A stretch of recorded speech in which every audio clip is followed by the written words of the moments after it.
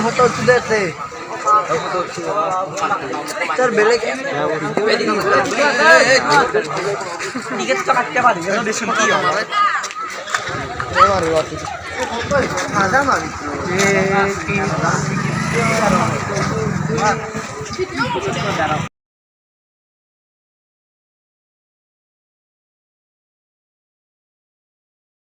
এয়া হ'ল মহাভৈৰৱ মন্দিৰৰ গেটখন। আমি এই গেটখনৰ সন্মুখত কিছু সময় ৰৈছিলোঁ ছাত্ৰ ছাত্ৰীসকলৰ লগত। তাৰপিছত তেওঁলোকে ইয়াত ফটো উঠিছিল আৰু মন্দিৰ দৰ্শন কৰিছিল। এনেদৰে মহাভৈৰৱ মন্দিৰ আমি দৰ্শন কৰি ওলাই আহিছিলোঁ।